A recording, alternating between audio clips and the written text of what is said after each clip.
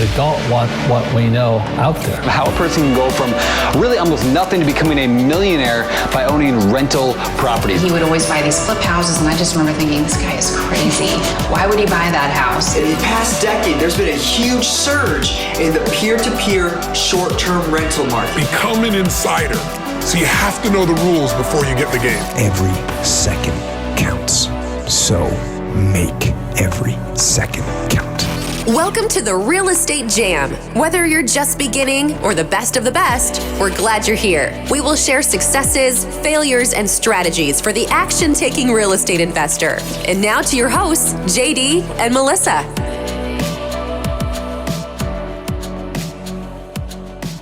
Hey guys, welcome to the Real Estate Jam podcast. I'm JD with my wonderful, talented co-host Melissa. How you doing, Melissa? JD, how are you? You know what? I've been a lot worse. Okay. And I am super busy. This is going to be a short podcast. We just wanted to give you guys a quick update on where we're at with our most recent flip and kind of what we have going on with that. You didn't ask how I was. How are you? I'm all right. You're a lot worse off now. I thought we were in a hurry. Okay. Well, I thought you wanted my answer. Yeah, I do want your answer. I'm all right. Just all right? Why? What's got you down? Well, because you didn't say, how are you? Well, I'll try to work on that better next time. Thanks. All right, guys. So we are working a flip, and the way that we got that is I was running one of my free 30-minute coaching calls, and one of the guys who's outside this area but is marketing in the Panhandle reached out and wanted to get on a call, and he had some questions about how to get into wholesaling and how he should be marketing and what systems and tools we're using in our business. And he said, hey, by the way, I have a property under contract, or I don't have it under contract. I have a good lead. It's in Crestview, and they're in pre-foreclosure, and they have a lot of problems. The house needs some work. Do you want to take a look at it? So I said, sure. The next day at 7:30 in the morning, I drove over there, went to the appointment, and took a look at the house. I didn't know this is that house. Yeah, it's that house. Gosh. Yeah, so I went over there and looked at the house. It was in pretty rough shape. Not too bad condition-wise, but there was a lot of junk around the house. It was really pretty dirty, and we have a ton of before pictures and videos that you can find in some of our other social media accounts. If you look it up on Facebook, you'll be able to see it. But we went over there. I talked to them, the out-of-state wholesaler. I gave him an update on what the status of the house was, and this was right before July 4th. So Melissa and I went to spend some time with her kids, and on July 4th, we set up a call because the newer wholesaler, he wanted to have a conversation. I got on the phone, and originally they wanted $220,000 for the property. They owed around $188,000. We didn't know that at the time. Or I'm sorry, they owed $192,000. We didn't know that at the time. I think they only owed $160,000. So we talked to them about it. We ran our numbers. Melissa ran the rehab numbers. I ran the rehab numbers. We got pretty close on what we thought it would be. So we knew that we couldn't pay $220,000 and that we needed it closer to $180,000. We ended up agreeing on the contract price of $180,000. And we put it under contract. We agreed to JV with the other wholesaler, and then we pushed it out to our buyers list. And when we pushed it out to the buyers list, we had a couple of offers, one at $225,000 and then a handful of offers right at $200,000. And with that, at that $200,000, that would have been great if we still had it at $188,000, but after we ran title, after we got the payoff from the bank, it came back at a little over $192,000. Plus, the homeowners needed $1,500 to help them move. They were moving out of state and just ready to walk away from the property, but they didn't want to have a foreclosure on their record. So at that point, we started reaching out. We would have had a 50-50 split with the other wholesaler. on that property. So we would have made roughly $3,000 as an assignment fee.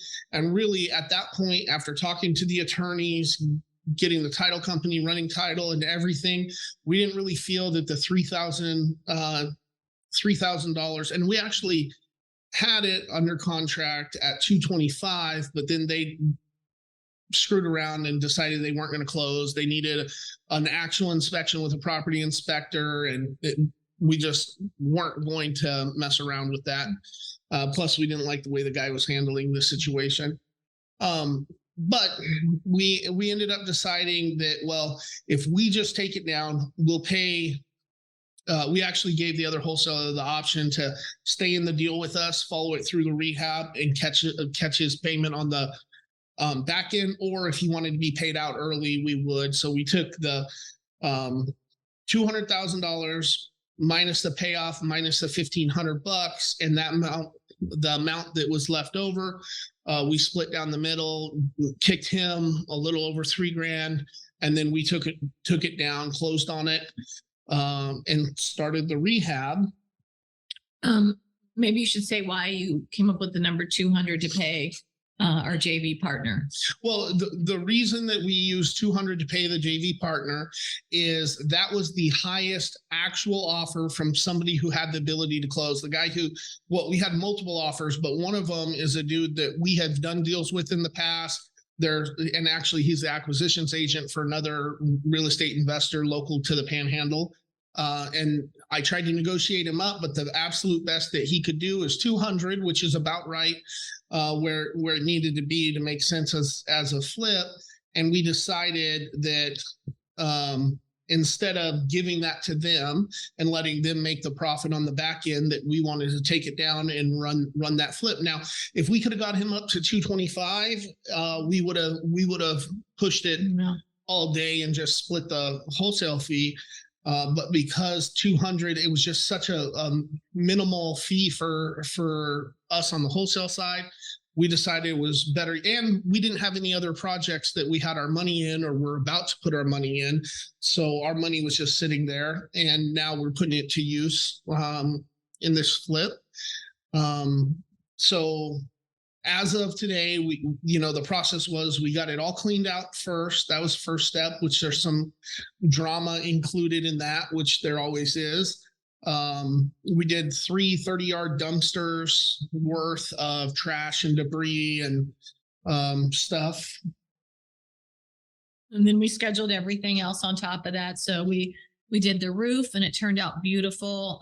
We replaced the fascia to give it some pop from the curb appeal.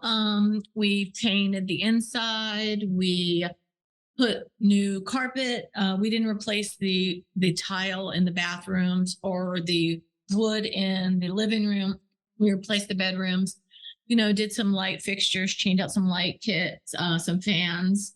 The yard was a hot mess.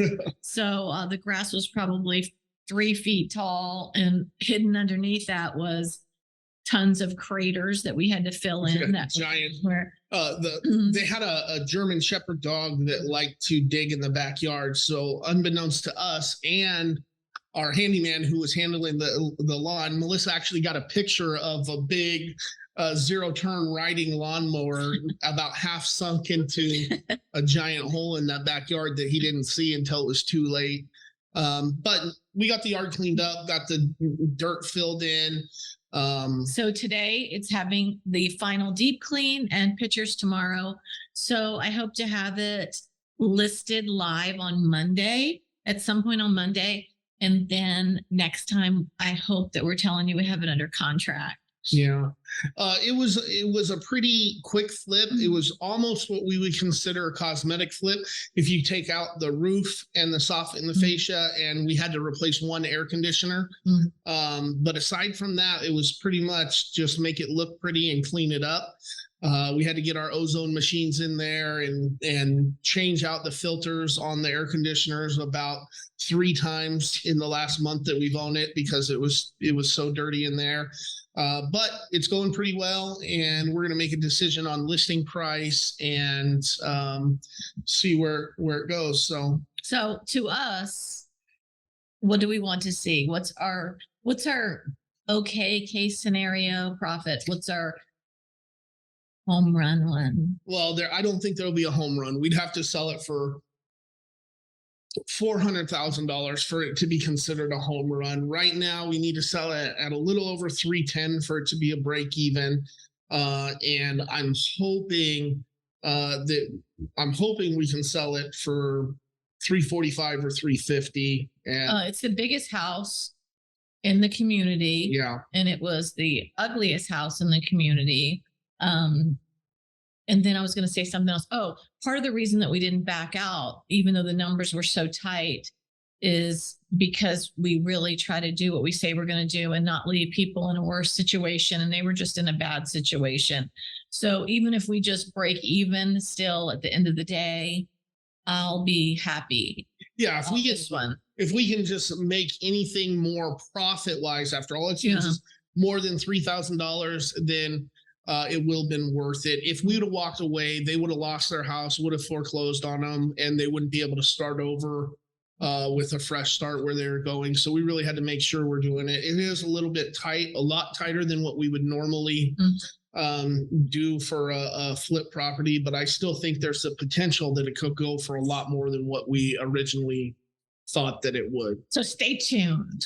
We'll let you know. Hey, and if you're interested in getting a free 30-minute coaching call, you can click the link that's below this video or the link in the show notes of the podcast. And we always like to JV with people. Yeah. Bring us your deals. We have buyers, or we can be the buyer sometimes. So hit us up. Thank you for listening to the Real Estate Jam. We hope you enjoyed today's episode. For more information, check out our website, therealestatejam.com, or find us on Instagram, Facebook, and Twitter at The Real Estate Jam. If you have any questions, feel free to drop us an email at therealestatejam@gmail.com. See you next episode.